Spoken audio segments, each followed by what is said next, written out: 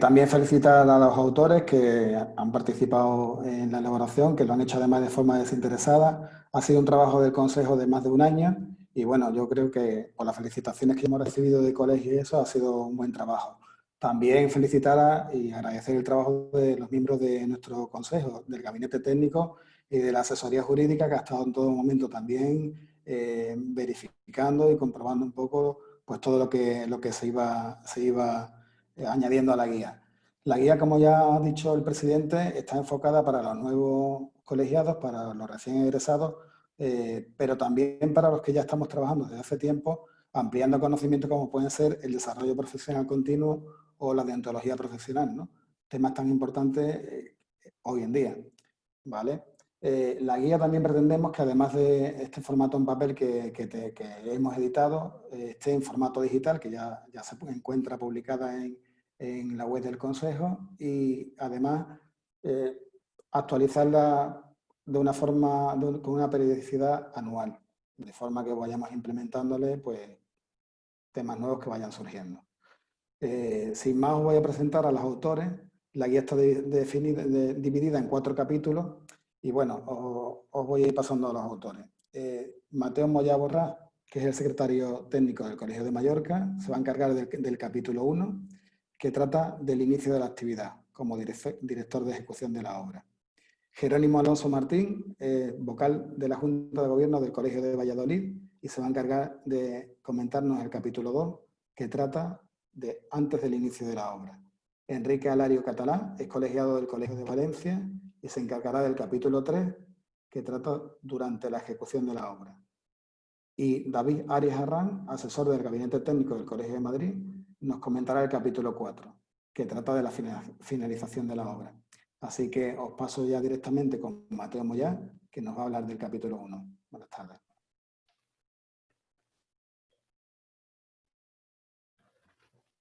Buenas tardes.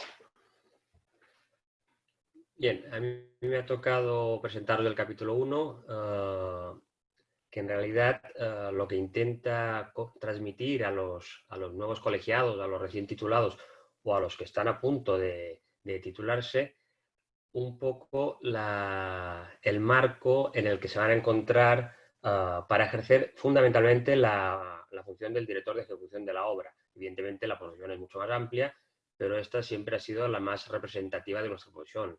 Nos conocen por ser los directores de ejecución de la obra, que además es un aspecto que, como indicamos en este capítulo, pues sigue plenamente vigente y que la LOE lo refrendó y nos mantiene como esa figura. Es decir, la LOE nos consagró como director de ejecución material de la obra, a pesar de que ya lo veníamos siendo desde el decreto del 71 e incluso del decreto del 35. Bien, entonces le explicamos a los futuros colegiados lo que se van a encontrar, aquellas necesidades básicas para poder ejercer, como son la colegiación, evidentemente, la dirección de ejecución material obliga sí o sí a pasar por la colegiación, pero también le explicamos que el colegio, la colegiación no solo es un órgano para sellar documentos, para avisar trabajos, sino que ofrece un abanico de servicios a los miembros del colectivo que les son tremendamente útiles para ejercer la profesión, que si los tuviera que conseguir individualmente, pues posiblemente serían realmente costosos, ¿no? También debe entender que pasa a formar parte de un colectivo importante de profesionales y que como tal pues podemos ayudarnos y defender nuestros intereses, ¿no? Es decir, la colegiación no es algo meramente formal porque me obligan para poder ejercer, sino que entramos a formar parte de un club en el cual a través de los colegios, a través del consejo, pues nos dan herramientas que nos permiten desarrollar nuestro trabajo y además, como colectivo, pues podemos defender muchísimo mejor nuestros intereses, ¿no? Explicamos que hay varias maneras de ejercer la dirección de ejecución material. En algunos casos, en la mayoría de los casos, la ejercemos de forma libre y tiene unas obligaciones en cuanto a seguros, fiscalidad y sistemas de previsión social, pero algunos compañeros pues ejercen la misma función pues desde trabajo a cuenta ajena. Entonces, algunos aspectos son diferentes, como la fiscalidad o el tema de previsión social. En cambio, el tema de seguros es un tema que sigue vigente incluso aunque trabajes por cuenta ajena, un tema muy importante, ¿no? A partir de ahí desarrollamos algunos aspectos como pueden ser conceptos como el marketing y la marca personal, es decir, estamos en el mercado, nos tenemos que posicionar y el cliente nos tiene que conocer. Pues damos a conocer un poco las herramientas que dispone para que llegar a la clientela potencial, ¿no? Otro aspecto importante es el tema de honorarios, que como sabemos desde hace ya muchos años es un tema libre, los colegios no lo regulan, pero que el recién titulado a veces tiene dificultades para saber valorar su trabajo. Entonces, pues damos unas pautas, unos criterios que le permitirán al colegiado establecer el coste de su trabajo o el valor de su trabajo, ¿no? Sin entrar en decir cuál debe ser. Cada uno tiene que valorar esos parámetros y a partir de ahí establecer un valor de su trabajo, ¿no? Después también entramos en un tema muy importante que es la deontología y la ética profesional. Hay que tener en cuenta que cuando ejercemos la profesión como arquitectos técnicos, no nos representamos solo a nosotros mismos, sino que estamos representando a la profesión. Por tanto, cualquier actuación nuestra pues puede dignificar al colectivo o le puede perjudicar. Por tanto, hemos de ser conscientes que cada vez que actuamos con el nombre de arquitecto técnico, pues estamos representando a un colectivo muy importante que espera que actuemos en esos términos, ¿no? Hacemos hincapié finalmente o a continuación sobre la necesidad del desarrollo profesional continuo, es decir, nuestra profesión, igual que muchas otras, no puede quedarse en la titulación y a partir de ahí ejercer libremente, sino que la evolución de la técnica, las nuevas tecnologías, las herramientas que se van actualizando, nos obliga, la nueva normativa, a estar permanentemente formados. Esta función la ejercen perfectamente los colegios y el consejo, dándonos las herramientas, los cursos y la información necesaria para que nos formemos y estemos en el mercado compitiendo en una situación de actualidad profesional, ¿no? De ahí pasamos a las nuevas tecnologías. Hoy en día es impensable no formarse ni utilizar la última tecnología disponible para nuestra profesión. Estamos hablando de herramientas relacionadas con el diseño. Actualmente está tremendamente de moda y más lo va a estar el tema del BIM, pero hay otras herramientas como pueden ser temas de cálculo, de estructuras, presupuestos, control de obra, gestión, etcétera, que nos obligan, en función de el ámbito en el que nos movemos, pues conocerlas y mantenernos actualizados. También no hay que olvidar que es un tema que es importante, que como colegiados, como profesionales, manejamos información de clientes y, por tanto, estamos sujetos a la ley de protección de datos. Hemos de ser capaces de manejar esa información y tenerla debidamente guardada para evitar que podamos incurrir en prácticas de protección de datos, ¿no? Es un tema que está muy de moda y también nos afecta como profesionales individuales, ¿no? Y después al final damos una serie de recomendaciones generales, todas enfocadas a esos primeros meses en los cuales todo nos parece nuevo y todo son dudas, pero que para eso tenemos los colegios y el Consejo General que nos ayuda con trabajos como por ejemplo esta publicación y todas las que van haciendo los propios colegios, ¿no? Yo creo que como introducción del capítulo 1 es suficiente porque lo tenéis a vuestra disposición y después a través del chat pues podéis plantear vuestras dudas, ¿no? Creo que ya pasaríamos al segundo bloque. Sí, muy bien, muchas gracias, Mateo. Pasamos entonces al capítulo 2 que lo va a comentar Jerónimo Alonso. Hola, buenos días. Muchísimas gracias al Consejo, al Director General, al resto de compañeros que han hecho posible esta guía y desde el Colegio de Valladolid, pues hombre, también nos sentimos muy orgullosos en haber podido colaborar en dicha y yo personalmente también. En mi intervención, pues voy a hablar un poco de qué se trata en el capítulo 2, que es todas aquellas cosas que un técnico ejerciente competencia de dirección de ejecución de la obra debe tener presente, precisamente antes del inicio de los trabajos constructivos, y luego pues algún tipo de reflexión más personal acerca de la utilidad de dicha guía en estos aspectos. ¿Qué nos vamos a encontrar en el capítulo 2, antes del inicio de la obra? Pues la primera parte, antes de iniciar una obra, evidentemente tenemos que haber sido contratados, con lo cual vamos a tener un apartado que va a hablar precisamente de la contratación técnica por parte del promotor o por parte de la empresa de nuestros servicios. ¿Qué cosas vamos a tener que tener presente más allá de la propia responsabilidad o atribución que nos da la ley, pero qué partes deben contener ese tipo de contrato, más allá de lo que es la hoja de encargo que visamos o metemos en el colegio a formalizar, como puede ser el objeto o la descripción del trabajo que vamos a realizar, la duración del trabajo, los plazos, los honorarios, la facturación, cómo vamos a resolver conflictos que pueden surgir durante los trabajos de dirección de la ejecución de la obra.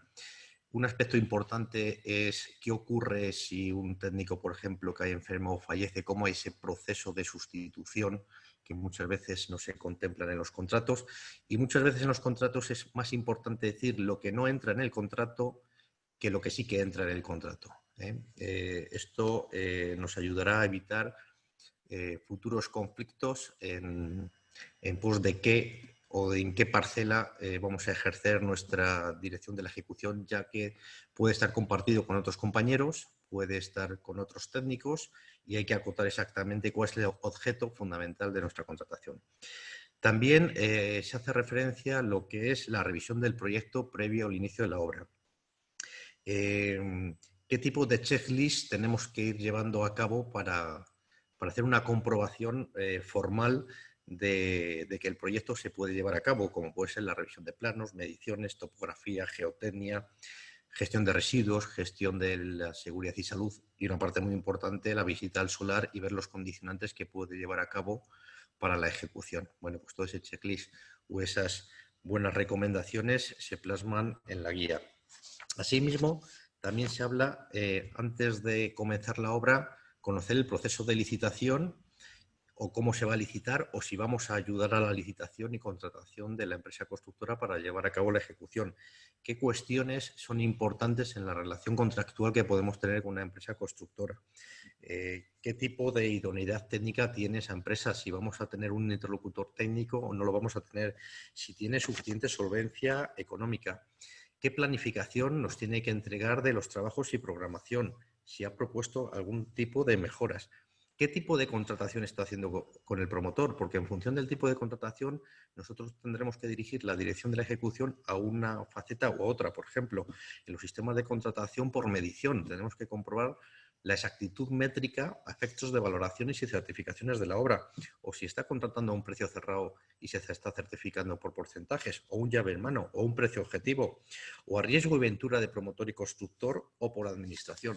Eso condiciona la manera de efectuar la dirección de la ejecución de la obra y, sobre todo, los precios y plazos que están contractualmente asumiendo el promotor y constructor. Nosotros estamos en medio como fedatarios en la obra de todo aquel sistema constructivo. Asimismo, se habla también de cómo nos tenemos que programar para llevar a cabo la dirección de la ejecución de la obra.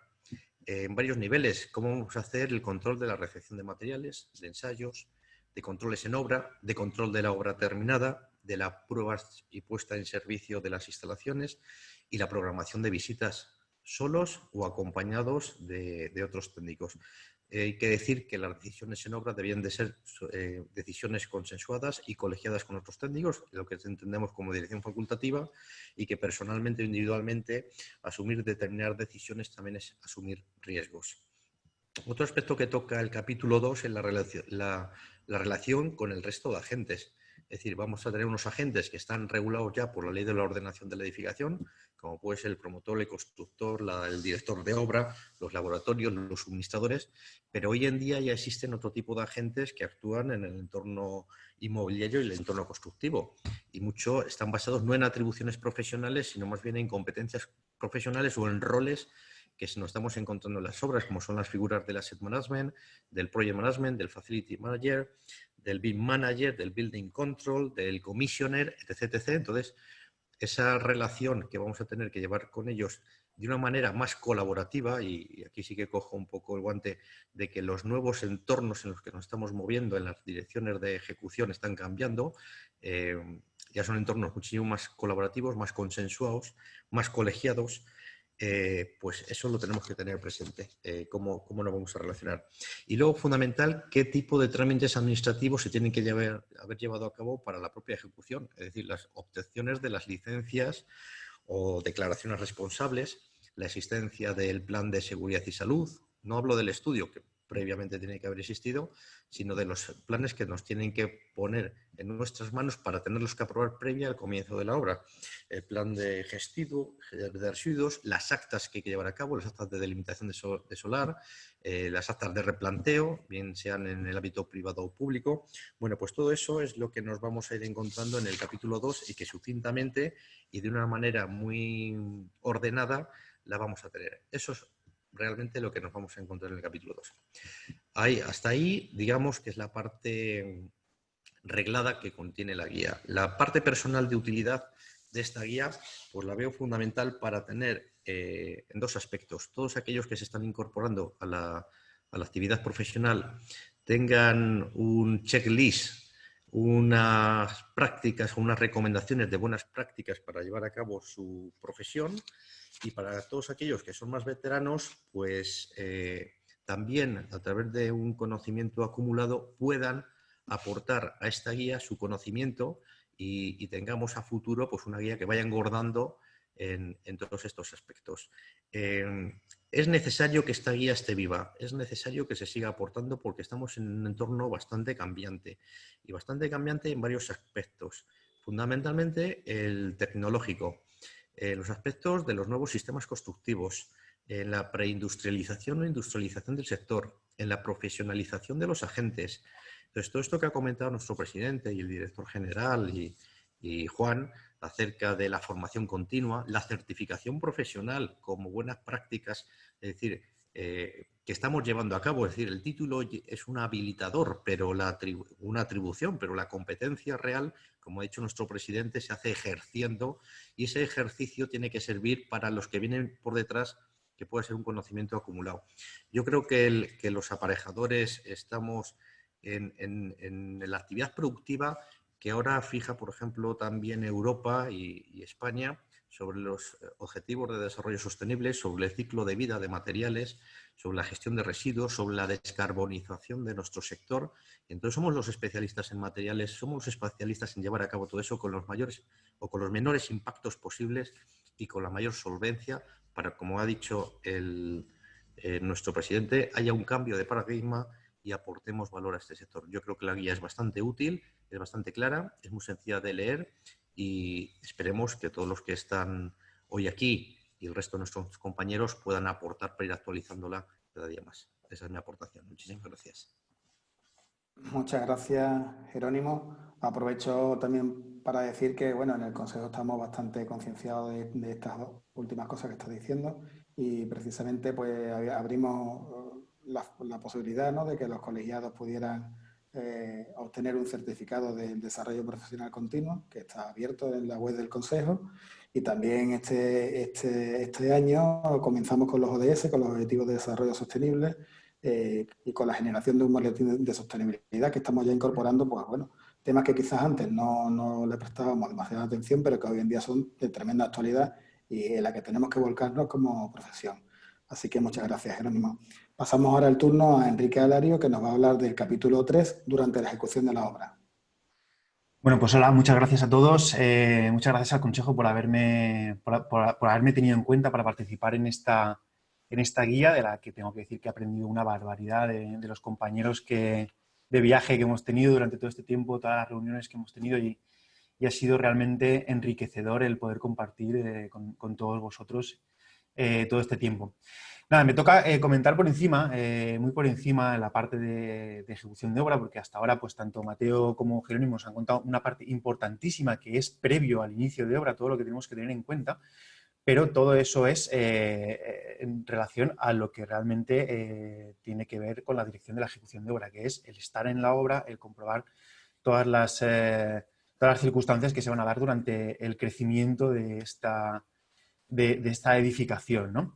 Entonces, el capítulo trata de hacer un resumen de cuáles serían las claves para poder hacer una dirección de ejecución de obra una vez cumplidos todos los requisitos que nos han comentado los compañeros.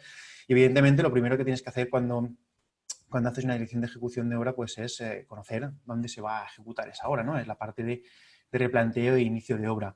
Primero que nada, pues hay que ir, hay que comprobar la parcela, hay que comprobar que el edificio realmente cabe, tenemos que ver los lindes, tenemos que ver que esa ubicación realmente pues es adecuada, ¿no? Y que podemos meter el edificio geométricamente dentro de la parcela donde tenemos prevista y además cumpliendo con la reglamentación urbanística de la zona donde se vaya a ejecutar. Y una vez tenemos ya ubicado el edificio, siempre es importante marcarnos unos puntos de referencia que no se nos vayan a mover, porque bueno, desde el momento en el que entra maquinaria, en el que entran excavaciones, en el que entra a crecer ese edificio, pues necesitamos tener unas referencias para siempre poder hacer esas comprobaciones y ver que realmente el edificio está creciendo en el sitio donde se ha previsto inicialmente que tenía que crecer. También tenemos que tener en cuenta cuando vayamos a ver esta parcela donde se va a realizar la construcción, pues ¿qué nos encontramos alrededor? Puede ser que nos encontremos en una parcela completamente aislada, como puede ser una vivienda unifamiliar aislada, pero puede ser que nos encontremos dentro de un núcleo urbano, que nos encontremos en unas parcelas que estén adosadas a otras edificaciones. Entonces es muy importante hacer la comprobación de cómo nos vamos a encontrar esos edificios colindantes, esos vecinos con los que vamos a convivir, con los que nuestra construcción va a convivir. Tenemos que ver en qué estado se encuentran, si podemos tener alguna afección contra esos edificios en relación, pues, por ejemplo, a las cimentaciones, en relación a si tienen sótanos, si no tienen sótanos, cómo le van a afectar nuestras excavaciones, cómo le van a afectar nuestras vibraciones de maquinaria, si son edificios antiguos, si son edificios modernos. En fin, todo este tipo de cosas son cosas que en la guía se mencionan que tienen que tenerse en cuenta a la hora de realizar esta obra. Y una vez ejecutadas todas estas comprobaciones, pues llega el turno de decir, vale, todo está correcto, conozco el sitio, conozco el proyecto, sé que me cabe y una vez sabemos que cabe, pues damos pie a lo que sería el pistoletazo de salida, que en la jerga de la construcción sería el acta de replanteo, el acta de inicio de obra, ¿no? Una vez ya realizadas todas esas comprobaciones que debemos tener muy claras. Hacemos el acta de replanteo y podemos iniciar la obra. Antes de empezar a mover tierras, a meter la cuchara, como se suele decir, tenemos que tener en cuenta que, a pesar de que no es una atribución directamente relacionada con la dirección de ejecución de obra, todo el tema que trata de seguridad y salud en las obras, pues puede darse el caso de que cuando no existe más que una contrata, puede que no sea necesaria la presencia de un coordinador de seguridad. Si solo hay una contrata, no hay nadie a la que coordinar. Entonces, en algunos casos, puede ser que algunas de las responsabilidades preventivas puedan recaer sobre la dirección facultativa o sobre la dirección de ejecución de obra. Entonces, es un tema que tenemos que tener en cuenta a la hora de realizar esta dirección. Evidentemente, durante la ejecución de la obra, pues se tiene que hacer unos seguimientos y unos controles de todo lo que se va colocando en la ejecución, de los materiales que van entrando, de la forma en la que se están ejecutando, de manera que tengan una relación directa con las previsiones que el proyecto nos ha trasladado. Entonces tenemos que tener muy en cuenta ese control de calidad, ese control económico, ese control de la ejecución de la obra, ya no solo a efectos cuantitativos, que sería medir cuántos materiales o cuánta ejecución se ha realizado para luego poder hacer la certificación, en la que ha mencionado también Jerónimo, y que tiene que estar relacionada con las mediciones previstas en el proyecto, porque en caso de que hayan excesos o hayan defectos, pues habrá que ver de dónde han aparecido, por qué han aparecido, cómo se tratan, y en función del tipo de contratación también, pues ver cómo se tienen que facturar o cómo se tienen que llevar adelante a la hora de abonar esos trabajos o esos materiales ejecutados. Independientemente de lo que es el control cuantitativo, pues evidentemente hay que hacer un control cualitativo. Cómo se está ejecutando, se está realizando con la calidad prevista en el proyecto, se está realizando con las buenas prácticas constructivas.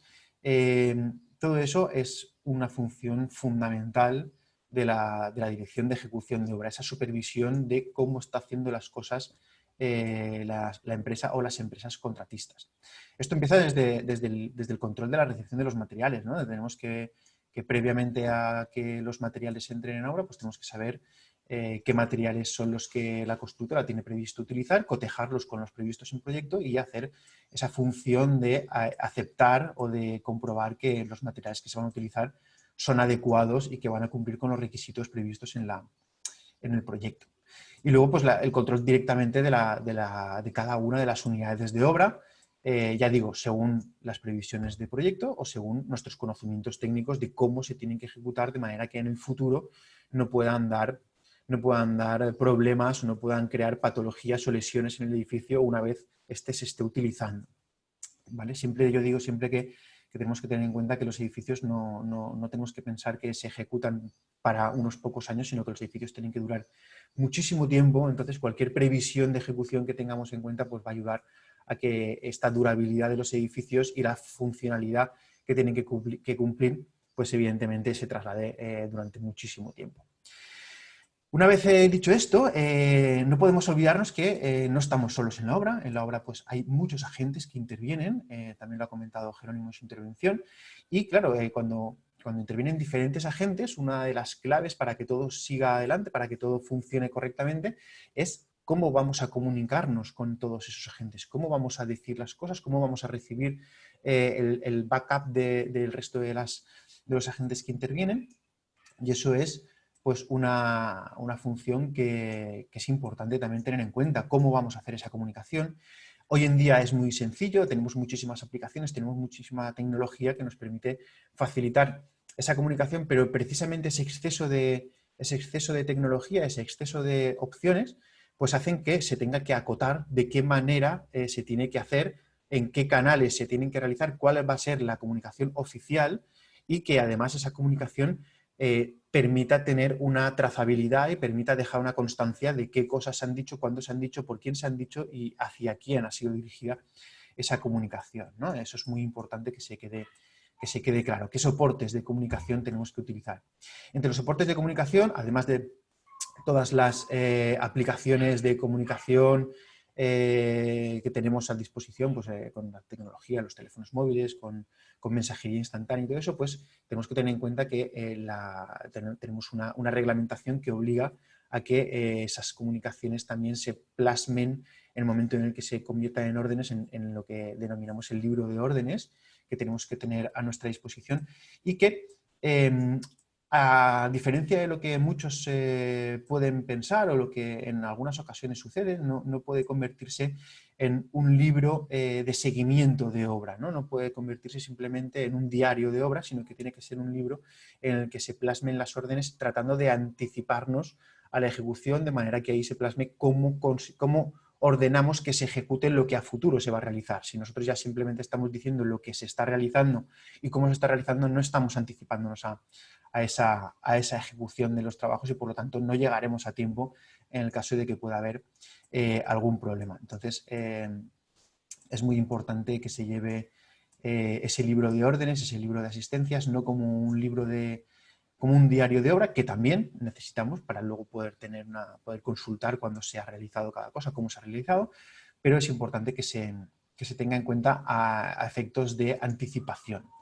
También es verdad que hoy en día, con la normativa todavía vigente, el libro de órdenes pues, tiene que ser un libro en papel, foliado, copiativo y que quizá pues, se queda un poquito desfasado en lo que es la tecnología o las opciones de tecnología que tenemos actualmente. Entonces, pues, bueno, tenemos que utilizar ese libro de órdenes porque la normativa así nos lo exige, pero bueno, tenemos muchísimas otras opciones que a nuestra disposición para dejar constancia de nuestra actuación, como puede ser pues, a través de informes de visitas de obra, a través de reportajes fotográficos, a través de actas, a través de aplicaciones, incluso que ya hay aplicaciones específicas que nos pueden ayudar a dejar esa constancia. Eso es un tema que tenemos que ver cómo decidimos plasmar nuestras órdenes en el libro de órdenes, que tiene que estar a disposición no solo del director de ejecución, sino del director de obra, ¿vale? De hecho, es el director de obra el que diligencia el libro de órdenes. Y luego, una obra, pues a diferencia de lo que puede ser un proceso más industrial, a pesar de que la tendencia es que la construcción cada día más vaya industrializando sus procesos, pero todavía tenemos muchísimas situaciones imprevistas dentro de lo que es la evolución de una obra y bueno, pues tenemos que saber desenvolvernos en la figura de la dirección de ejecución de obra, tenemos que saber desenvolvernos en esos imprevistos y tenemos que ser resolutivos a la hora de solucionar temas que vayan surgiendo, ¿no? Pueden surgir imprevistos pues, debido a la actuación del constructor, por ejemplo, en cuanto a cumplimiento de plazos, a cumplimientos de cómo se tienen que ejecutar las cosas, o en cuanto a dudas que puedan resolverse, o en cuanto a incompatibilidades del constructor con ciertos procedimientos constructivos. Entonces eso pues hay que resolverlo. Podemos tener imprevistos en relación a defectos de la ejecución ya realizada que detectemos. Entonces ese es un imprevisto que tenemos que ver si ese defecto pues, se puede solucionar, si hay que derribar, si hay que reparar, en fin, todo ese tipo de cosas son decisiones que vamos a tener que solucionar durante nuestro proceso de ejecución, de dirección de ejecución. Luego, no solo debidos al constructor, sino que pueden haber imprevistos debidos a la propia actuación de los promotores, ¿no? Un promotor puede decidir cambiar cosas durante el proceso de obra y esos cambios pues tendremos que adaptarlos a la situación que nos encontremos en ese momento en la obra. O incluso pueden ser imprevistos relativos al propio proyecto. El propio proyecto, pues, tanto a petición del promotor como a decisión de la dirección de obra o decisión del proyectista o del diseñador, pues oye, pues podría ser que tuvieran modificaciones o incluso que las previsiones del proyecto pues no fuera posible ejecutarlas por determinadas circunstancias y eso pues tenemos que preverlo con antelación, con el estudio previo de proyectos, con el estudio previo de mediciones, con la comprobación de obra en parcela y, en definitiva, tenemos que tratar de anticiparnos todo lo posible para poder tomar decisiones al respecto. Básicamente, esto es el pequeño resumen sobre qué trata este capítulo de la dirección de ejecución de obra durante la propia ejecución de la obra, la propia construcción. De todas maneras, yo invito a que profundicéis, que la descarguéis, que leáis no solo el capítulo, sino la guía completa, que esperamos creo que hablo en nombre de todos los que hemos participado, esperamos que sea de gran ayuda para aquellos compañeros que se están iniciando o que se van a iniciar. Yo creo que es una herramienta que habría dado mi brazo izquierdo y parte del derecho por haberla tenido en mis inicios, porque a pesar de que no es extensa y no profundiza, porque no es posible profundizar en ninguno de los aspectos, pero sí que es un punto de apoyo, un inicio, que creo que es una iniciativa fantástica por parte del Consejo y que nuevamente pues agradezco que me hayáis permitido formar parte. Y sin más, pues este es mi resumen de la parte que me tocaba. Muchísimas gracias. Muchísimas gracias a ti, Enrique. Está claro que era una guía necesaria y bueno, y aquí tenemos el resultado de vuestro trabajo. Pasamos ahora el turno a David Arias Arrán, que es el asesor del Gabinete Técnico del Colegio de Madrid, que nos va a hablar del capítulo 4, finalización de la obra.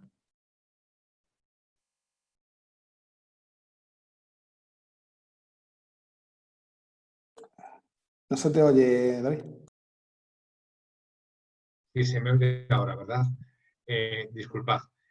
Primero agradeceros a todas las personas que estéis aquí interesadas en esta guía, que bueno, como ya hemos comentado, mis compañeros, y hemos comentado a lo largo de todo este tiempo que hemos compartido, lo importante que es. Yo diría más aún, esta guía es como ese salvavidas cuando llegamos al océano, de que nos contratan una obra y no sabemos ni por dónde empezar.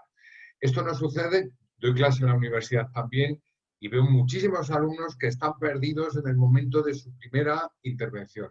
Muchísimos compañeros colegiados que están perdidos en este momento. Y como decía Enrique, ojalá hubiese tenido yo este documento, algo así, que me hubiese guiado en el principio de la obra. Como ya habéis visto, la obra la hemos planteado un poco pues en todas esas fases de incertidumbre, desde el momento que nos contratan este encargo profesional y no sabemos ni por dónde empezar. Pues esta guía nos sirve para, paso a paso, en cada una de esas fases, saber por dónde estamos. A mí me ha tocado ya la fase última, la fase final. Esta fase final no me quiero enrollar demasiado, ¿vale? Es, digamos, el producto final que quiere ver nuestro cliente. Es decir, nuestro cliente nos ha contratado para llegar a este punto final. A este punto final en que le entreguemos un edificio, en que le entreguemos una construcción, en que le entreguemos la rehabilitación de su vivienda perfectamente apta. Entonces, ¿qué necesitamos? Pues necesitamos todo lo que hemos avanzado en los anteriores capítulos, pero como modo final, bueno, estamos ya en el final de la obra, un momento en el que todas las tensiones se han acumulado, todas las discusiones se han acumulado. Lo primero que tendríamos que haber puesto a lo mejor en el cuadro técnico es: la obra es un campo de batalla. Vamos a tener en cuenta que cuando llegamos a una obra, por muy bien que empecemos, al final esto es un campo de batalla. Y cuando llega al punto final de este campo de batalla, en el que nos tenemos que entender en mejor o menor medida, pero nos debemos entender, tenemos que concluir la obra, tenemos que entregar la obra y que la obra funcione. Para llegar a ese momento, a este punto final de la obra, en el que las tensiones son muy grandes, pues aparecen distintos documentos, actas, para ir perfilando y matizando esos desacuerdos que ha habido en cuanto a ejecución, acabados, temas económicos, etc. La LOE establece estas actas de terminación, obra terminada, recepción provisional, recepción definitiva, etcétera, hasta llegar al documento final y fundamental de visado obligatorio, que es el certificado final. Pues esto así lo establecemos en este capítulo. Vamos a ver, vamos a empezar esta parte final de la obra. El principio de esta parte final de la obra son esas recepciones que van dando muestra fehaciente de cómo se está terminando. Bien, cuando llegamos al certificado ya final de obra, es decir, todas esas recepciones, esas actas, que como os digo, en la guía vais a poder verlas y vais a poder consultarlas y vais a poder ver por qué se originan estas actas y por qué de esta situación. Que cuando hayáis hecho vuestra primera dirección de ejecución, veréis que es normal, que la batalla es así. La batalla entre compañeros, una batalla amable, pero es una batalla en la que hay intereses cruzados y en la que todos debemos de jugar nuestro papel y nuestra responsabilidad. Y el director de ejecución, arquitecto técnico, pues tiene un punto de vista y una visión que probablemente en muchas ocasiones se confronte con la del arquitecto técnico coordinador de seguridad y se confronte con el arquitecto técnico jefe de obra, probablemente. Y ahí tenemos que llegar a ese consenso, a ese acuerdo. Una vez que tenemos el certificado final de obra, claro, para el certificado final de obra estamos diciendo la obra está terminada. Si la obra está terminada es que se ha hecho lo que pone en el proyecto, como se indica en el proyecto, y con los cánones y criterios de calidad que se ha establecido inicialmente. Para ello, el director de la ejecución, como establece el código técnico, establece la LOE, es el garante, como muy bien ha dicho Enrique, de los aspectos cuantitativos y cualitativos de la obra. Por lo tanto, certificado final de obra más garantía cuantitativa de la obra, liquidación de la obra. Pues ese es otro de los aspectos que hemos tenido muy en cuenta en este capítulo de final de obra, la liquidación de la obra. Motivo de discusiones, discrepancias, etc. Liquidación de la obra es fundamental y va ligado y unido al certificado final de obra. Por lo tanto, liquidación de la obra es, como os digo, otro de los aspectos desarrollados en este capítulo y que justifica esa supervisión cuantitativa del director de ejecución de obra durante la ejecución de la misma. Y por otro lado, el aspecto cualitativo, es decir, la calidad de la obra. ¿Qué es la calidad? Pues haber conseguido los estándares y las prescripciones definidas en el proyecto. Esa es la calidad de la obra, la calidad que ha definido el proyectista en el proyecto y el promotor en definitiva, y nosotros somos los garantes de haberla conseguido. Necesitamos esa relación de documentación que garantiza la calidad de los materiales y de la ejecución de las unidades de obra, es decir, no solo del ladrillo, sino del cerramiento que compone el ladrillo y otros materiales y que dan lugar a la calidad requerida en el proyecto. Pues eso también lo tenemos así indicado en la guía. Como veis, esta guía viene es fruto de la experiencia que hemos juntado, bueno, pues todas las personas que hemos colaborado, mis compañeros, que hemos colaborado en hacer la misma en base a nuestra experiencia. Y todas estas piedras que nos hemos ido encontrando en el camino, cómo las hemos ido resolviendo. Por lo tanto, certificado final de obra, control cuantitativo, liquidación de obra, control cualitativo, documentación de calidad de materiales y ejecución de obra y unidades de obra. Una vez que tenemos todo eso, ya tendríamos el certificado final de obra, la obra terminada. Ya hemos llegado a la obra terminada. Muy bien. ¿Con eso ya ha terminado todo? Bueno, pues con eso ha terminado el edificio construido, pero ahora el edificio se tiene que utilizar. A la hora de utilizar el edificio, evidentemente, el edificio, como una prenda, como un coche, como nuestro cuerpo mismo, pues con el paso de los años, evidentemente, pues se va deteriorando. ¿Qué requiere? Un mantenimiento. Un mantenimiento, una atención, un saber exactamente cómo está compuesto el edificio. Es decir, en la última fase de la ejecución del edificio, necesitamos el libro del edificio. ¿Qué es el libro del edificio? Pues ese documento que nos dice exactamente cómo está hecho nuestro edificio, qué es todos los componentes del mismo, calidad, garantías, ejecución, planos reales de cómo se ha ejecutado el edificio, por dónde pasan realmente las instalaciones, etcétera, más un manual de uso y mantenimiento que nos dice cómo tengo que conservar y mantener el edificio. Y esto viene ligado con lo que se ha comentado inicialmente por parte del director general y por parte del presidente del consejo de la rehabilitación del edificio. Es decir, mi edificio termina, pero mi edificio termina y ya no. Termina y tengo que empezar a mantenerlo y conservarlo desde el minuto uno, pues igual que un coche, igual que mi cuerpo, igual que cualquier cosa. El edificio hay que mantenerlo. Entonces, para fomentar esa rehabilitación posterior del edificio, necesitamos ese manual de uso y mantenimiento. Ese manual de uso y mantenimiento forma parte del libro del edificio y, bueno, pues nos va a indicar qué acciones debemos de tomar periódicamente en cada una de las partes del edificio para garantizar que su uso y funcionalidad están plenas. Pues esto es otra cuestión en la que el director de ejecución de obra también colabora porque vamos a tener que aportar en el libro de edificio todas esas garantías de los materiales. Porque eso de las garantías sería la última parte de este campo. ¿Qué garantías? Que es una de las cosas importantes también que quiere la propiedad cuando tiene su edificio. Cuando se compra un coche, una nevera, una lavadora y quiere saber qué garantías tiene, qué seguridad tiene sobre ese producto que ha comprado.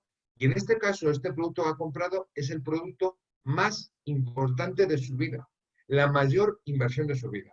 Si la propiedad ya tiene inquietud por saber ¿qué garantía tiene mi móvil? ¿Qué garantía tiene mi teléfono? ¿Qué garantía tiene mi lavadora? Pues imaginaos la seguridad o la necesidad que tiene saber qué garantía tiene mi edificio. Esas garantías también vienen reguladas por ley y esas garantías nos las tienen que aportar tanto el contratista como el contratista. Todos tenemos unas responsabilidades para esas garantías. Esas responsabilidades vienen establecidas en la Ley de Ordenación de Edificación y aquí en la guía pues las tenemos también especificadas. Por lo tanto, como veis, este capítulo último de la guía parece que menos importante o en fin, pues es un capítulo muy importante porque al final el cliente lo que quiere son las llaves de su vivienda, que su vivienda funcione, que en su vivienda esté confortable y que su vivienda sea con lo que él ha soñado. Nosotros somos unos garantes para conseguir ese sueño de nuestro cliente. Por eso os invito a que utilicéis la guía, que evidentemente, claro que tiene que estar actualizada y iremos actualizándola porque, como decía Jerónimo, Enrique, Mateo, pues efectivamente la construcción va evolucionando. La construcción industrializada, los materiales, la ejecución de obra, la normativa, etc. Por lo tanto, el director de ejecución de obra va actualizándose continuamente. Como cualquier otro profesional, como un médico, como un abogado, nos tenemos que actualizar continuamente. Y esta guía es la herramienta, es el salvavidas para ese mar que es la ejecución de obra. Y bueno, pues invitaros a que la utilicéis y estoy seguro que la vais a sacar el mayor de los provechos. Y muchas gracias al Consejo por esta iniciativa que ha unido y ha ligado estas experiencias y que va a ser muy, muy útil para los nuevos colegiados y para los egresados de la universidad. Gracias. Bien, muchas gracias a ti también, David. Es muy importante esto último del tema del libro de mantenimiento del edificio, que como ha dicho, nos ha adelantado el director general, ¿no? Se va a hacer ahora hincapié en el manual de uso y mantenimiento de edificios existentes, que sí es verdad, que claro, es que para mí es que eso es lo más importante, ¿no? En la edificación. Así que incluso puede ser una fuente de trabajo para nosotros bastante importante. Bueno, nos han trasladado algunas preguntas. Vamos a intentar resumirlas en algunas menos porque no tenemos tiempo, estamos ya fuera del horario que habíamos establecido para el webinar, así que os lanzo algunas preguntas y vais contestando como queráis, ¿vale? Si tuvierais que elegir un software imprescindible para la dirección de la ejecución de la obra, ¿cuál sería?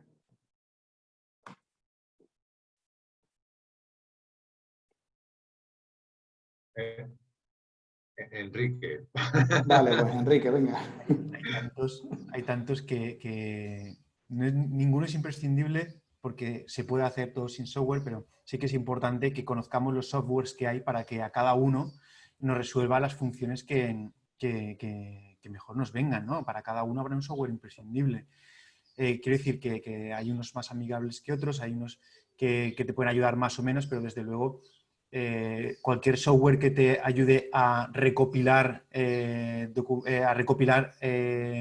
que se está ejecutando en la obra y a trasladar esa información a los agentes que la tienen que ejecutar, cualquier software podría servir. A partir de ahí hay muchísimos, pero con muchísimas otras funcionalidades, pero eso como funcionalidad básica que creo que tiene que tener, si solo me preguntas un software, tendría que ser esa, el poder listar exigencias y poder trasladarlas para que se cumplan. Sí, yo añadir que a lo mejor encontrar un software que tenga todo lo que necesitamos, pues seguramente lo haya, como dice Enrique. Yo comentaros solamente, porque he visto una de las preguntas, si existe alguna guía, documentación técnica y tal para la recepción de materiales, sistemas y demás. Solamente indicaros, hay software gratuitos, hay software de pago.